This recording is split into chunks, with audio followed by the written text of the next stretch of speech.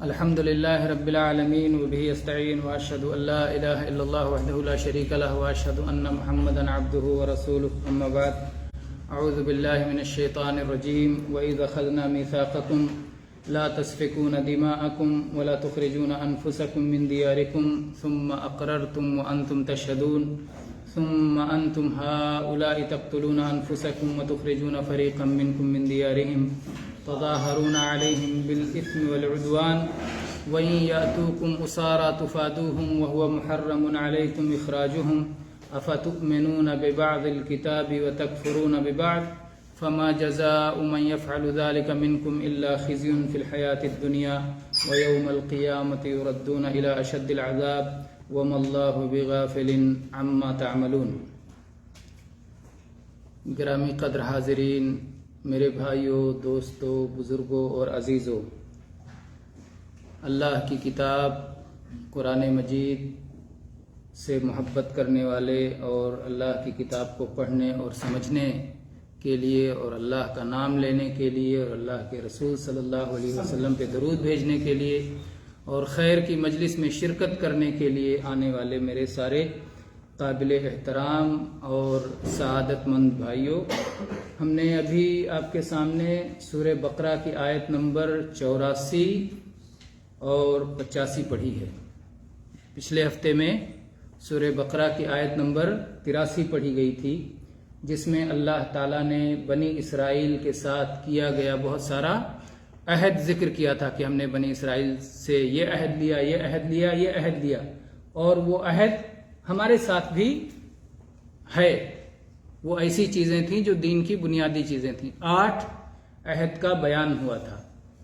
آج کے درس میں کچھ مزید عہد ہے جو اللہ تعالیٰ ذکر فرما رہا ہے، اور اس تعلق سے بنی اسرائیل کا رویہ کیا رہا اس کو بھی بتا رہا ہے. اور پھر اس کے بعد ہمیں غور کرنا ہے کہ ہم لوگ اس عہد کے معاملے میں یا مسلمان اس عہد کے معاملے میں کیا کر رہے ہیں اور کیا ان کا طریقہ ہے.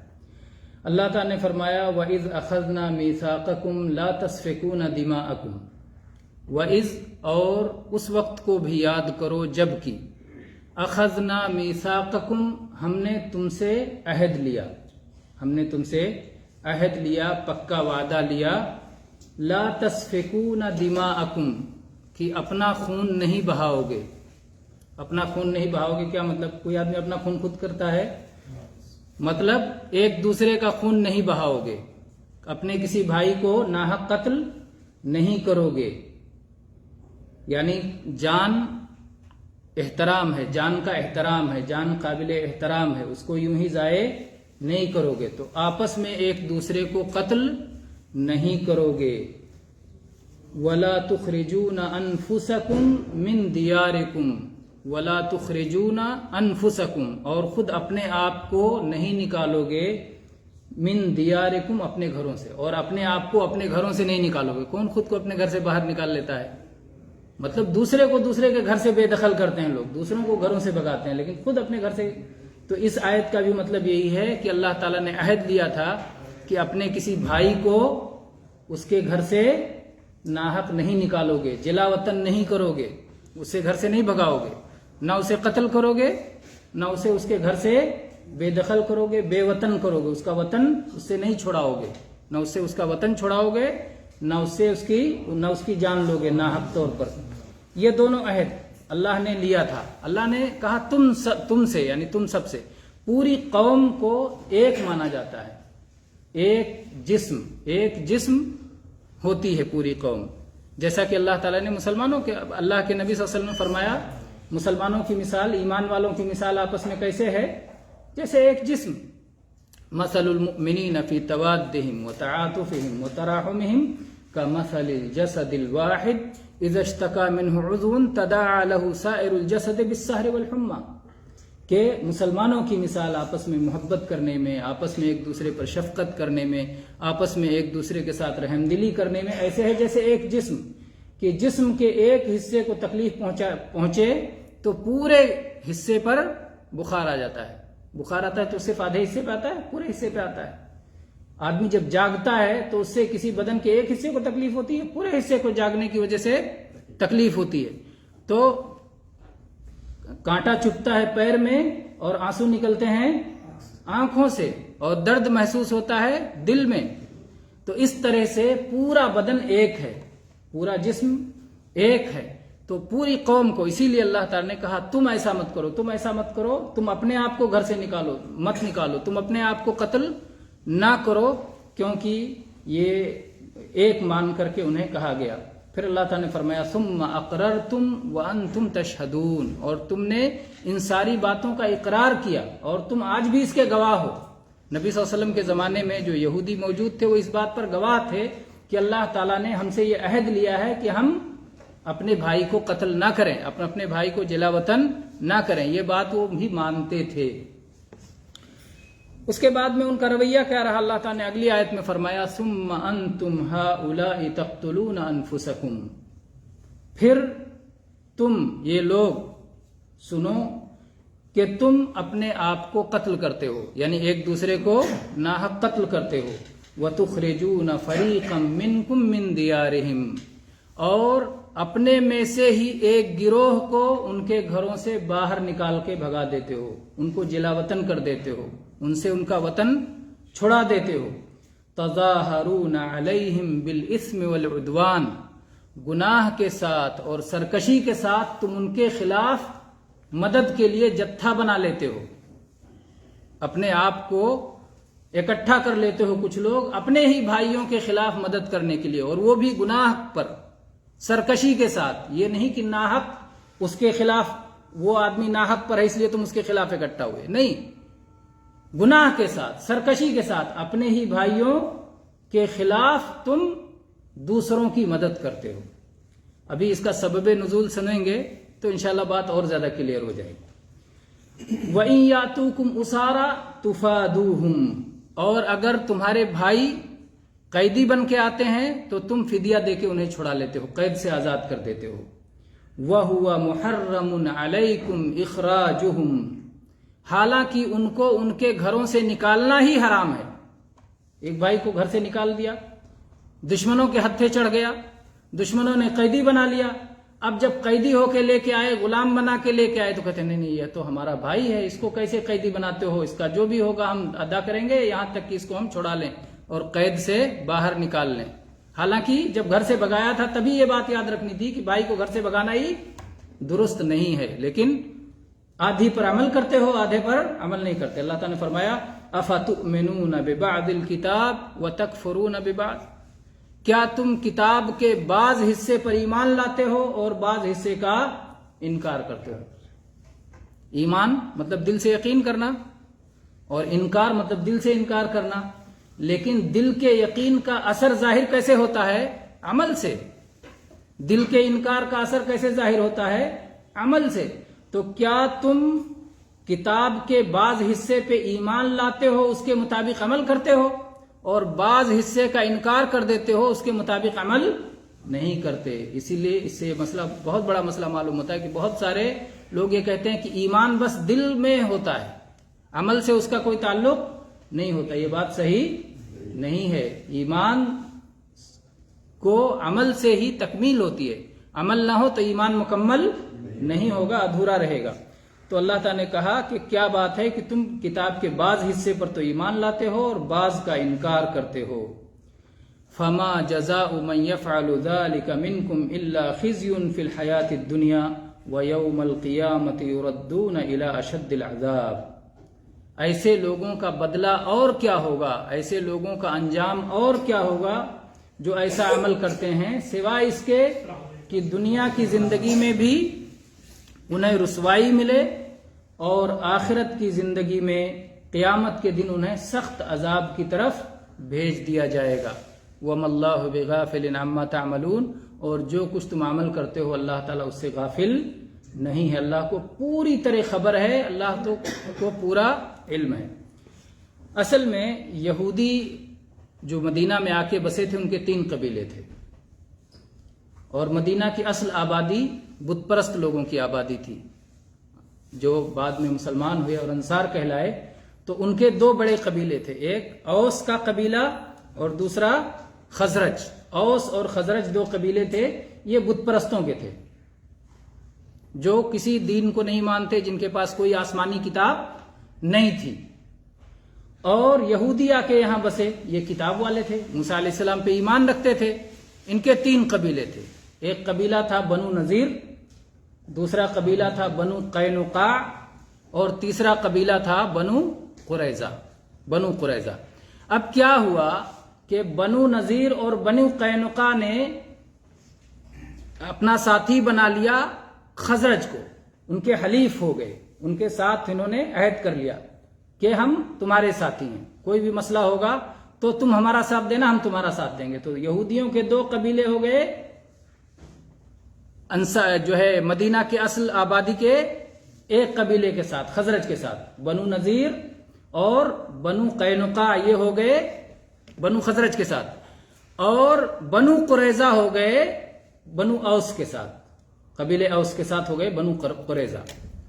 اب جب ان لوگوں میں لڑائی ہوتی تھی، جیسے اوس اور خزرج میں لڑائی ہوئی، تو اوس کے جو حلیف تھے بنو قریظہ والے، بنو نذیر والے اور بنو قینقاع والے، وہ بھی آ جاتے تھے ساتھ میں، اور اوس کے حلیف تھے بنو قریظہ، تو وہ ان کے ساتھ میں آ جاتے تھے۔ تو اس کی وجہ سے یہودی کو بھی مارتا تھا، ایک یہودی دوسرے یہودی کو مارتا تھا، کیونکہ یہ تو ہمارا حلیف قبیلہ ہے، تم اس سے کیسے لڑنے آئے؟ وہ کہتا تھا یہ ہمارا حلیف قبیلہ ہے، وہ ہمارا حلیف نہیں ہے، ہم اس کے ساتھ آئے ہیں، تو یہ اس کے ساتھ آئے۔ تو اس کی وجہ سے یہودیوں کو بھی مارتے تھے، جبکہ اللہ نے کہا تھا کہ تم اپنے بھائی کو قتل نہیں کرو گے۔ موسیٰ علیہ السلام پر ایمان لانے والے سب ایک قوم ہیں، اور ایک موسیٰ علیہ السلام کی آل ہیں، اور موسیٰ علیہ السلام کے ماننے والے سارے صاحب ایمان ایک دوسرے کو قتل نہیں کرو گے، نہ ان کے گھر سے بھگاؤ گے۔ تو یہ کیا کرتے تھے کہ ان کا مال لوٹتے تھے، ان کو ان کے گھروں سے نکالتے تھے، جنگ میں سب کچھ کرتے تھے، کیونکہ اگر میں اپنے حلیف کا ساتھ نہیں دوں گا تو یہ تو بڑی رسوائی کی بات ہے، یہ تو میرا حلیف ہے۔ جبکہ یہ نہیں جانتے تھے کہ اگر اللہ کے حکم پہ عمل نہیں کریں گے اور اپنے بھائی کو ماریں گے تو صرف یہ دنیا کی رسوائی نہیں ہے، بلکہ کیا ہوگا، کل آخرت میں جہنم میں جانا پڑے گا۔ تو یہ دنیا کی رسوائی برداشت ہے، دنیا کی رسوائی برداشت نہیں ہے، جہنم کی آگ برداشت ہے۔ دنیا کی رسوائی برداشت نہیں، جہنم کی آگ برداشت ہے۔ تو ان لوگوں نے جہنم کی آگ پر دنیا کی رسوائی کو ترجیح دیا، دنیا کو آگے رکھا اور آخرت کو بھول گئے، اس لیے اپنے ہی بھائیوں کو قتل کیا اور اپنے ہی بھائیوں کو ان کے گھروں سے نکالا۔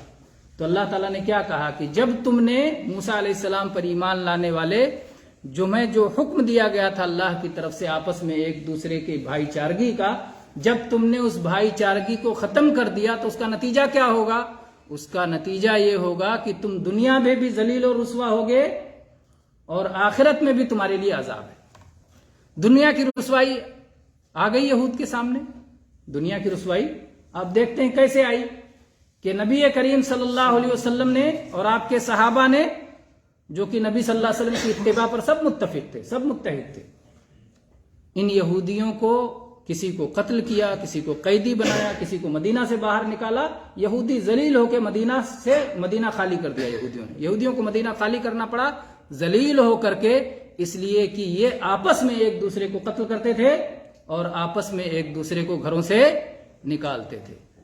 اچھا، یہ تھا ایک حصے پر عمل۔ دوسرا حصہ تھا، ان کو کیا کہا گیا تھا کہ اگر کوئی قیدی ہو جائے تو اس کو چھڑانا تمہاری ذمہ داری ہے۔ تو جب جنگ ختم ہو جاتی تھی تو قیدیوں کو چھڑا لیتے تھے، البتہ کہتے تھے ارے ہمارا بھائی قیدی ہے، کیسے ہم اس کو رکھیں گے، ہمارا بھائی غلام ہے، کیسے اس کو غلامی باقی رکھیں گے۔ تو سب لوگ جو ہے مال اکٹھا کر کے ان کو چھڑا لیتے تھے، آزاد کراتے تھے، کہتے تھے اب ان کو آزاد کرنا ہے، قید ہمارا یہودی بھائی کیسے قیدی رہ سکتا ہے۔ تو اس کو آزاد کرانے میں تو خوب بڑھ چڑھ کے حصہ لیتے تھے۔ تو جب کوئی پوچھتا تھا تو کہتے تھے ایسا کیوں کرتے ہو؟ تو کہتے تھے نہیں، یہ تو ہمیں توریت میں حکم دیا گیا ہے۔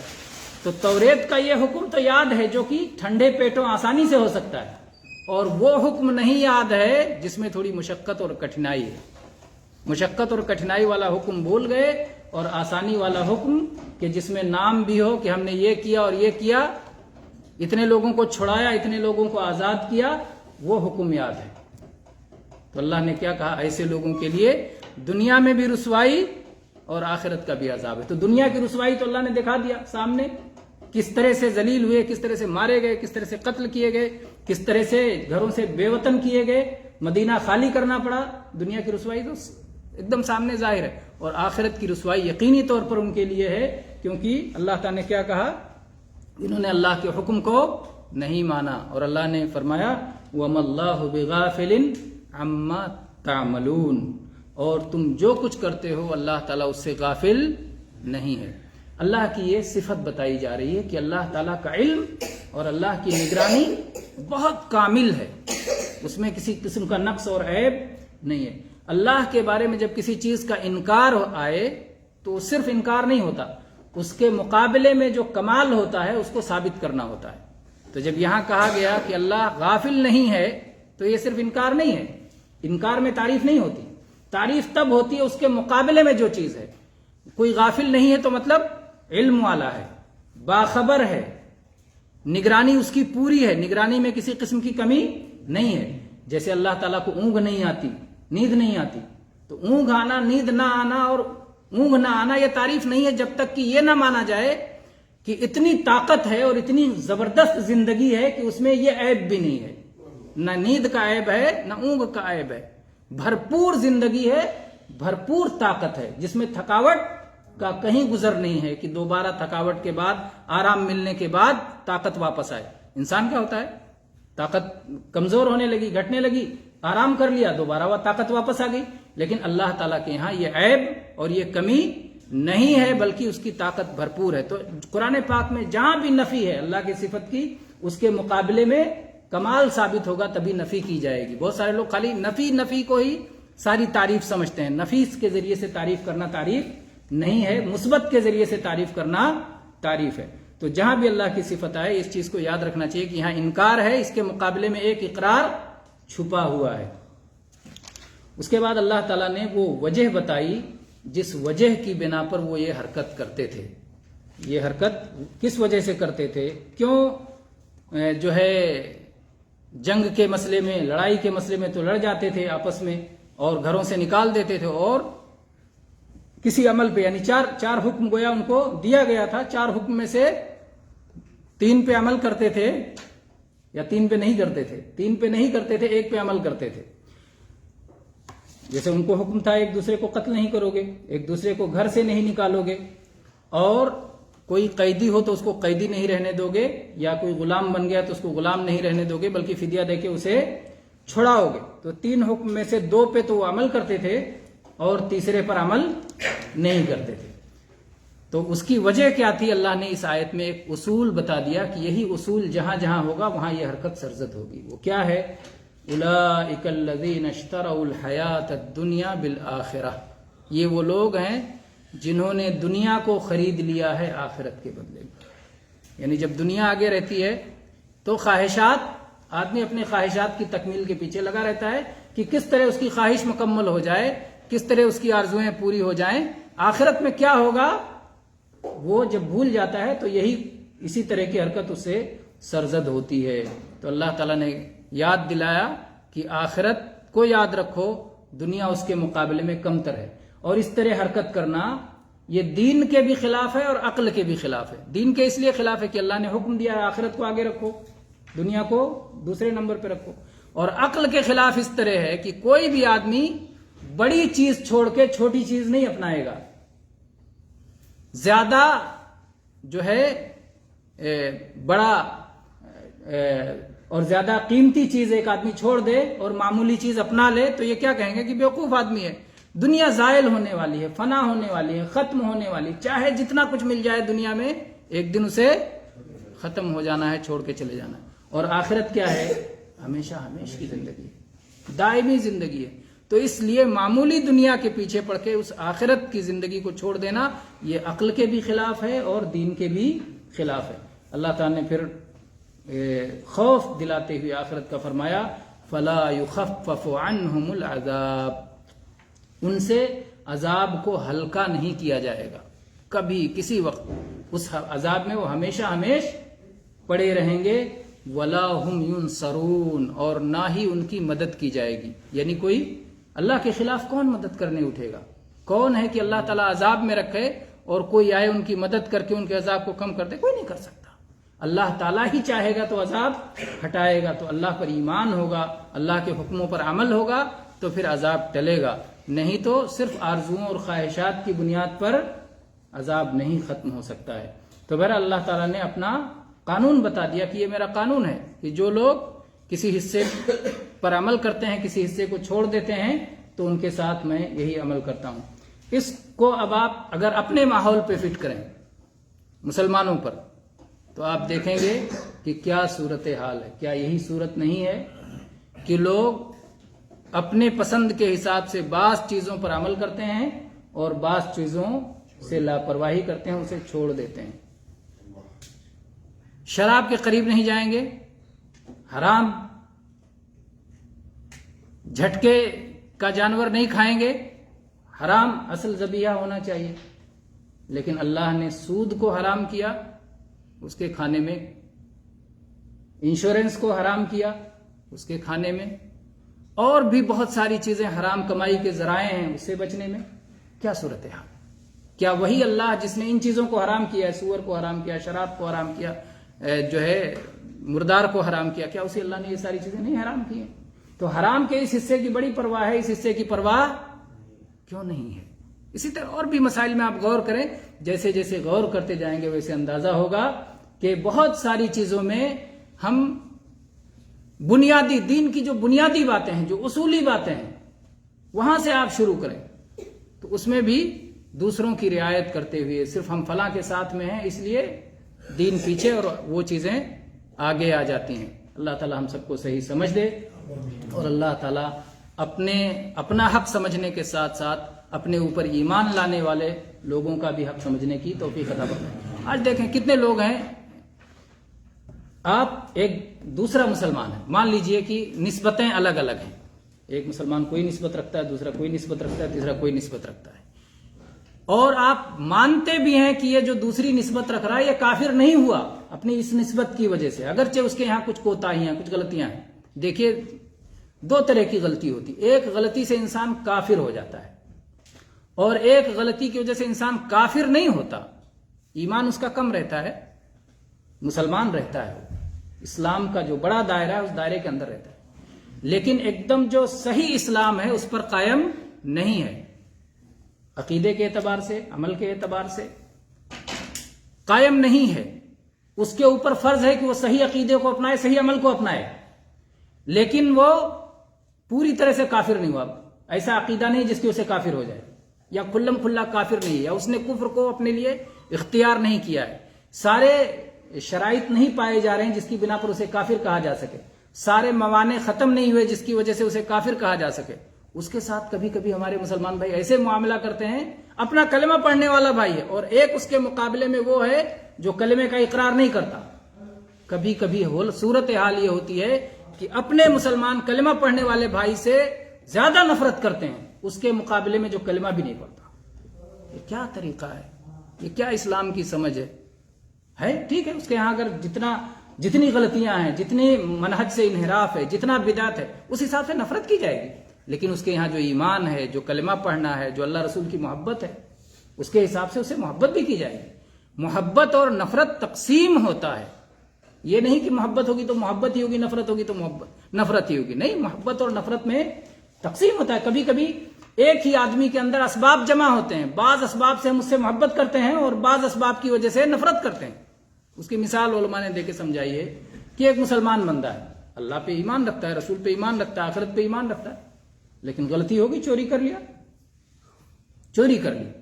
چوری کی وجہ سے اس سے نفرت کی جائے گی اور اس کا ہاتھ کاٹ دیا جائے گا، نفرت کی گئی اس سے، لیکن وہ مسلمان ہے اس لیے اس سے محبت بھی کی جائے گی۔ ہاتھ کاٹنے کے بعد اب اس کے کمائی کا کیا ذریعہ ہے؟ کوئی ذریعہ نہیں ہے، بیت المال سے اس کے لیے وظیفہ مقرر کیا جائے گا تاکہ وہ اس کی زندگی چلے اور اس کی معیشت اور کھانے پینے کا انتظام ہو بیت المال سے، تو اس سے محبت کی گئی، اس لیے اس کے لیے انتظام کیا گیا۔